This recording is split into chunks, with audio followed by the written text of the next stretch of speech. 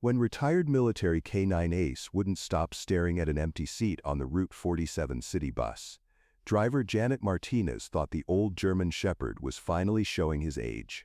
But Ace had served 3 tours in Iraq with an impeccable record. His instincts had saved countless lives overseas. What Ace was detecting beneath that seemingly innocent bus seat would expose a human trafficking operation that had been hiding in plain sight for years, right under the noses of hundreds of daily commuters. The morning sun filtered through the grimy windows of Route 47 as the city bus rumbled through downtown Portland's early commuter traffic. Janet Martinez had been driving this route for 12 years, and she knew every pothole, every stop, and every regular passenger by heart. What she didn't expect was to have a 4-legged passenger with such unusual behavior. Ace, a 9-year-old German Shepherd, sat in the front seat designated for disabled passengers, his service dog vest clearly marking him as more than just a pet. His handler, Michael Chen, was a 34-year-old Iraq War veteran who rode the bus twice weekly to his appointments at the VA hospital. Janet had been watching Michael and Ace's routine for 6 months. Ace was always calm, disciplined and focused on his handler's needs. The dog had been trained as a military working dog before transitioning to psychiatric service work, helping Michael cope with PTSD from his combat deployments. But today, something was different. Instead of lying quietly beside Michael's seat as he usually did, Ace was sitting rigidly upright, his intense gaze fixed on seat 14B. His ears were pricked forward, and his body language suggested he was in full alert mode. "Easy boy," Michael murmured, noticing his service dog's unusual behavior. "What's got you so worked up?" Janet glanced in her rearview mirror, observing the interaction. She'd driven thousands of passengers over the years, and she'd learned to notice when something was off. Ace's behavior was definitely off. But the truly shocking thing is, Ace's focus wasn't random. He was staring specifically at seat 14B, ignoring every other part of the bus, including the dozen other passengers who had boarded and departed during their 20-minute ride. "Your dog seems really interested in that seat," Janet called back to Michael during a red light. "Is everything okay?" Michael looked puzzled. "I've never seen him act like this on the bus before." "Ace, settle." But Ace ignored the command, something he never did. His training was so ingrained that disobeying a direct order from his handler was virtually impossible. Yet there he sat, every muscle tensed, staring at seat 14B as if it contained something that demanded his complete attention. As more passengers boarded at the next stop, Ace's behavior intensified. He began making a low, almost inaudible whining sound, the kind of alert vocalization he'd been trained to make when detecting specific scents during his military service. Michael felt his own anxiety spike. Ace's alerts had saved his life multiple times in Iraq when the dog detected improvised explosive devices or hidden enemies. If Ace was alerting now, there was a reason. It was at this exact moment that everything changed. Because when Janet pulled into the transit center at the end of the route, she made a decision that would uncover one of the most sophisticated criminal operations in the city's history. "Excuse me," she said to Michael as passengers filed off the bus. "I've been driving this route for 12 years, and I've never seen a service dog behave like that. Would you mind if I called my supervisor? Something about this doesn't feel right." Michael nodded, understanding the concern in Janet's voice. His combat experience had taught him to trust unusual behavior from trained dogs. Ace served in Iraq with explosive detection. If he's alerting to something, we should take it seriously. Janet called transit dispatch while Ace continued his vigil beside seat 14B. The dog refused to leave the bus, ignoring Michael's increasingly urgent commands to exit. "This is bus 47 at the transit center," Janet reported. "I have a situation with a military service dog showing unusual alert behavior, requesting supervisor assistance and possibly police backup." Transit Supervisor David Park arrived within 10 minutes, followed shortly by Officer Lisa Rodriguez from the Portland Police Department. Officer Rodriguez had worked with K-9 units before and immediately recognized the significance of Ace's behavior. "This is classic detection posture," she told Janet and Michael. "Whatever he's sensing, it's something he's been trained to find." You haven't seen the biggest surprise yet, because when Officer Rodriguez examined seat 14B more closely, she discovered that the seat cushion was slightly loose, as if it had been removed and replaced multiple times. Officer Lisa Rodriguez had worked enough drug cases to recognize when something was being concealed in furniture, but this was the first time she'd encountered a potential hiding spot on a city bus. With Janet's permission, She began a careful examination of seat 14B. "The cushion definitely looks like it's been tampered with," Officer Rodriguez observed, running her hands along the edges. "There are tool marks here, and the bolts seem to have been loosened and retightened multiple times." Ace maintained his alert position throughout the inspection, never wavering in his focus on the specific seat. His behavior had attracted the attention of Michael's psychiatrist, Dr. Sarah Kim, who had arrived at the transit center for their scheduled appointment. "Ace never false alerts," Dr. Kim told Officer Rodriguez. "During his military service, his detection accuracy rate was 98%. If he's indicating something is hidden in that seat, I'd trust his judgment completely." Transit Supervisor Park was growing nervous about the delay. "Officer, we need to get this bus back in service. We have schedules to maintain. Not until we know what's got this dog so worked up," Officer Rodriguez replied firmly. "I'm calling for a forensics team and K-9 backup." Detective Robert Martinez arrived with the police K-9 unit 30 minutes later, bringing along Luna, a German Shepherd trained in narcotics detection. Luna immediately confirmed Ace's alert, showing strong interest in the same seat. "Two independent K-9 alerts on the same location," Detective Martinez observed. "That's enough probable cause to search." The forensics team carefully removed seat 14B's cushion, revealing a custom-built compartment beneath the seat frame. The compartment was expertly crafted, designed to be invisible to casual observation, but accessible to someone who knew exactly where to look. Wait a second. Don't miss this detail, because what they found inside the compartment wasn't drugs or weapons. It was a sophisticated communication system, encrypted radios, cell phones, and detailed schedules that appeared to coordinate some kind of transportation network. "This is bigger than we thought," Detective Martinez said, after examining the equipment. "This isn't just smuggling. This looks like human trafficking coordination." The schedules found in the compartment, detailed pickup and delivery times, locations throughout the city, and coded references to packages being moved on specific bus routes. The Route 47 bus appeared to be just one part of a larger network, using public transportation to coordinate illegal activities. Officer Rodriguez called for federal assistance, recognizing that they had stumbled onto an operation that likely crossed state lines. Within 2 hours, FBI Special Agent Rachel Torres arrived on scene with a team of specialists in human trafficking investigations. "Your service dog may have uncovered something extraordinary," Agent Torres told Michael. "These communication logs suggest a network that's been operating for years, using city buses as mobile command centers." The investigation revealed that seat 14B had been modified by someone with access to the bus during maintenance periods. The compartment could be accessed quickly by someone sitting in the seat, allowing operators to receive updates and coordinate activities without arousing suspicion from other passengers. But the truly shocking thing is, the encrypted communications revealed that dozens of people were being transported against their will through a network that used public transit routes to move victims between different facilities around the city. The FBI's analysis of the equipment found in seat 14B revealed the scope of a human trafficking operation that had been using Portland's public transit system as cover for over 3 years. The encrypted communications contained detailed information about victim movements, safe houses, and coordination between multiple criminal organizations. Agent Torres established a command center at the Transit Authority offices, working with local police to trace the network's activities. The operation was sophisticated, using the natural anonymity of public transportation to hide criminal communications in plain sight. "They were brilliant," Agent Torres explained to the task force. "Public buses are perfect cover. Hundreds of people use them daily. Conversations are common, and no one pays attention to someone texting or talking quietly on a phone." Michael and Ace had become crucial witnesses in the investigation. Ace's alert had provided the breakthrough that law enforcement needed to expose the operation, and Michael's military experience helped investigators understand the tactical aspects of what they had discovered.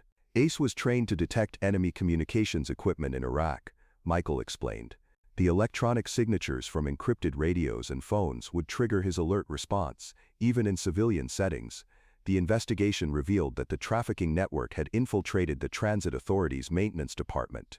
2 employees had been modifying buses to create hidden compartments, installing communication equipment, and providing schedules and routes to the criminal organization. It was at this exact moment that everything changed, because the FBI's surveillance of the network's communications led them to discover that a major shipment of victims was scheduled to arrive in Portland that very evening. Agent Torres coordinated with local law enforcement to set up surveillance on all the locations mentioned in the intercepted communications. Teams were positioned at bus stops, transit centers, and suspected safe houses throughout the city. This is our chance to not just catch the communications network, but to actually rescue victims and arrest the people running the operation, Agent Torres told the assembled officers. The surveillance operation revealed the horrifying efficiency of the trafficking network. Victims were being moved between locations using regular bus routes, with handlers posing as family members or caretakers.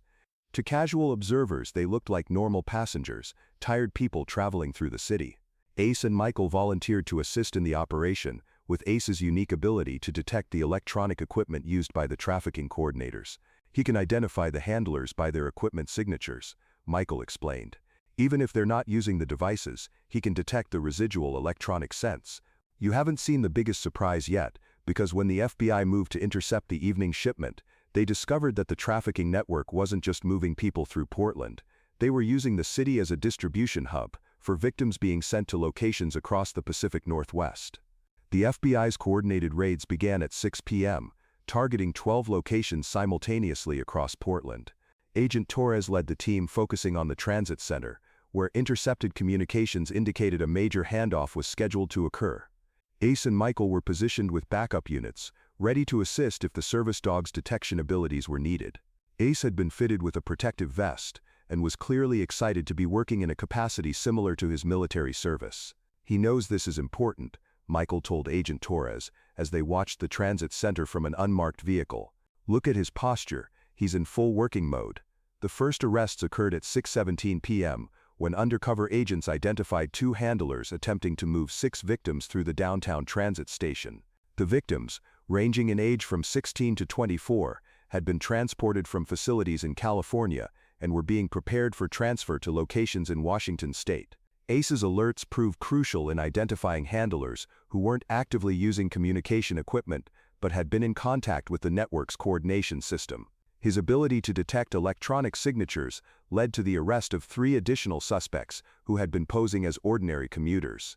But the truly shocking thing is, the raids uncovered evidence of over 200 victims who had been trafficked through Portland in the past 2 years, using the public transit system as their primary transportation method.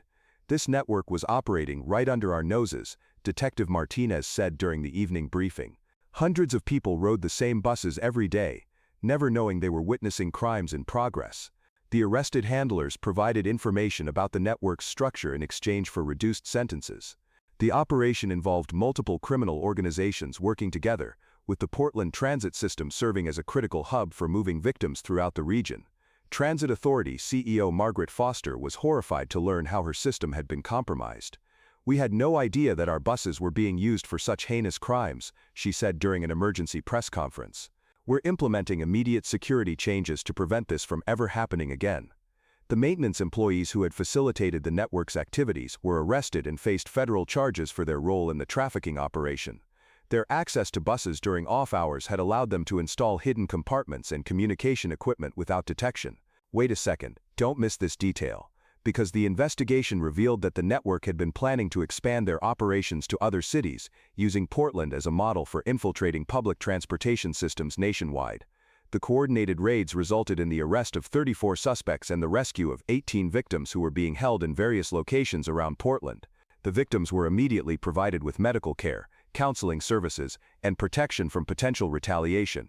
Ace's role in uncovering the network made him a hero in the eyes of law enforcement and the community. His alert on the bus had triggered an investigation that saved dozens of lives and prevented the expansion of trafficking operations to other cities. This dog's instincts started a chain reaction that dismantled one of the most sophisticated trafficking networks we've ever encountered, Agent Torres said during a press conference announcing the results of the operation.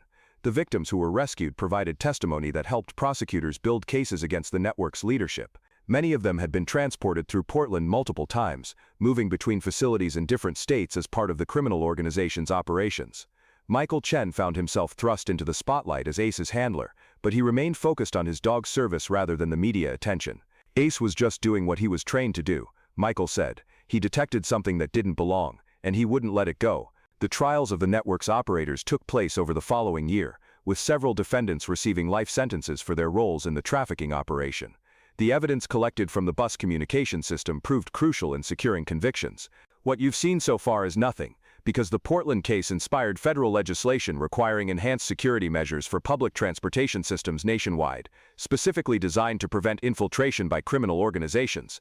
Transit authorities across the country implemented new inspection procedures, employee background checks, and canine detection programs based on the lessons learned from the Portland investigation. ACE's discovery had changed how law enforcement approached the intersection of public transportation and criminal activity. The Route 47 bus where ACE made his initial detection was retired from service and donated to a law enforcement training facility, where it's used to train K9 units in detection techniques for hidden compartments and electronic equipment. Janet Martinez, the bus driver who had first noticed ACE's unusual behavior, received a commendation for her role in uncovering the network. "I just knew something wasn't right," she said. "When a service dog acts like that, you pay attention." 2 years after ACE's detection on Route 47, the impact of the investigation continued to ripple through law enforcement and transportation agencies across the country. The case had become a model for how alert citizens and trained animals could work together to identify and disrupt criminal operations. Michael Chen and ACE had become advocates for veteran affairs and service dog programs, speaking at conferences about the importance of trusting animal instincts and supporting veterans with PTSD. Their partnership had evolved beyond Michael's personal needs to include community service and law enforcement assistance. "Ace saved my life in Iraq, and then he saved other lives here in Portland," Michael often said when telling their story. "Service dogs aren't just companions, they're partners who can see and sense things we miss." The Portland Transit Authority had implemented comprehensive security upgrades based on the investigation's findings. New protocols required random canine sweeps of buses, enhanced background checks for employees, and regular inspections of seating and equipment for unauthorized modifications.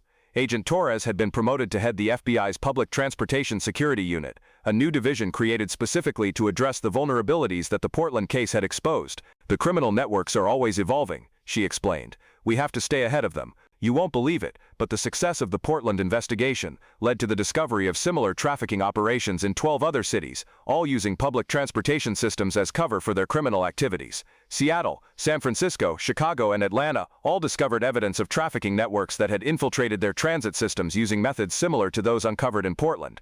In each case, K9 units trained in techniques developed after ACE's discovery were instrumental in exposing the operations. The network of criminal organizations that had been using Portland as a hub was much larger than initially suspected. Federal investigations revealed connections to trafficking operations across North America, with Portland serving as a critical link in a continent-spanning network. Dr. Sarah Kim, Michael's psychiatrist, had documented the positive effects that ACE's heroic role had on Michael's PTSD recovery. "Having a sense of purpose and recognition for his service has been incredibly beneficial," she noted. "Both Michael and ACE have found new meaning in their partnership, but the truly shocking thing is, ACE's detection abilities had improved since the Portland case, as if his success had sharpened his already exceptional instincts. 3 years after his detection on Route 47, ACE received the American Humane Association's Hero Dog Award, becoming the first service dog to be honored specifically for uncovering a human trafficking operation. The ceremony was attended by many of the victims whose lives had been saved by his alert.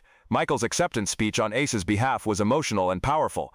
"ACE represents all the service dogs who work quietly every day to protect and serve. They don't ask for recognition, they just do their jobs with loyalty and courage." The award ceremony was also attended by Janet Martinez, Agent Torres, and many of the law enforcement officers who had worked on the investigation. For all of them, ACE's story represented the importance of paying attention to the details that might seem insignificant but could be crucial. Transit systems across the country had adopted the ACE protocol, procedures for investigating unusual animal behavior on public transportation and protocols for working with service dog handlers who reported suspicious activity.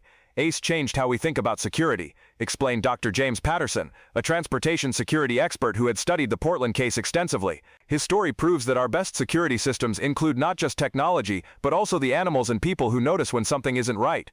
The University of Oregon had established a research program studying the intersection of animal behavior and criminal detection, with ACE and Michael serving as consultants and case study subjects. The program was training the next generation of service dogs and handlers in techniques that could help identify criminal activity. It was at this exact moment that everything changed, because ACE's story inspired a new field of study combining animal behavior, criminal justice, and public safety. Michael had enrolled in a criminal justice program planning to work with law enforcement agencies to develop better training programs for service dogs and their handlers. His combat experience combined with his understanding of ACE's abilities provided unique insights into how military-trained animals could be utilized in civilian law enforcement. The Portland case had also led to improved support services for trafficking victims, with several programs specifically designed to help those who had been rescued from transportation-based networks. The victims' experiences had provided valuable insights into how the networks operated and how future operations could be prevented. Today, 6 years after Ace's detection on Route 47, his legacy continues to influence law enforcement practices and public transportation security. Michael and Ace, now 12 years old, continue their work as consultants and advocates, though Ace's active service has been reduced due to his age. The Portland Transit Authority has reported 0 trafficking incidents since implementing the security measures inspired by Ace's discovery. Random K9 sweeps, enhanced employee screening, and regular equipment inspections have made the system a model for transportation security nationwide. Ace taught us that security isn't just about technology or procedures, said current Portland Police Chief David Morrison. Sometimes it's about trusting the instincts of those who see the world differently than we do. The Route 47 case has been featured in law enforcement training programs around the world, with many international agencies adopting similar protocols for investigating unusual animal behavior in public spaces. Michael's work with the University of Oregon has led to the development of new training techniques that help service dogs and law enforcement canines work together more effectively. The program has trained over 200 dog handler teams in advanced detection techniques. Wait a second, don't miss this detail because Ace's offspring have inherited many of his exceptional detection abilities, with 3 of his puppies now working as law enforcement canines in different cities. The genetic research conducted on Ace and his lineage has provided insights into the hereditary aspects of detection abilities, leading to improved breeding programs for working dogs. His legacy continues through the next generation of service animals who carry his exceptional instincts. Ace's story has been documented in books, documentaries, and training materials used by law enforcement agencies worldwide. His image appears in recruitment materials for service dog programs and veteran support organizations. What you've seen so far is nothing, because the lessons learned from Ace's detection have prevented countless crimes and saved hundreds of lives in the years since the Portland investigation. The Ace effect describes the increased awareness among public transportation employees and passengers about the importance of reporting unusual behavior. Transit authorities report that tips and reports of suspicious activity have increased by 400% since the Portland case became widely known. Every morning, commuters on Portland's public transportation system pass by a bronze plaque at the transit center that reads, "In honor of Ace, whose vigilance and courage uncovered hidden dangers and protected the innocent." Heroes come in many forms. Michael and Ace, though both showing their age, still take occasional rides on public transportation, with Ace's reputation ensuring that transit employees and passengers watch out for their safety and comfort. The partnership between human and animal that began in the battlefields of Iraq found new purpose on the streets of Portland, proving that the bonds forged in service can continue to serve and protect long after the original mission has ended. Remember, sometimes the most important discoveries come not from sophisticated technology or extensive training, but from trusting the instincts of those who see the world through different eyes. Ace's story reminds us that heroes are all around us. Some wear uniforms, some serve in silence, and some have 4 legs and the courage to alert us to dangers we cannot see. Thank you for following Ace's incredible journey from military service to life-saving detection. His story proves that courage, loyalty, and instinct can overcome even the most carefully hidden crimes. We want to hear from you. Have you ever witnessed a service animal behaving in a way that seemed unusual? Do you think public transportation systems should have more canine security presence? Share your thoughts in the comments below.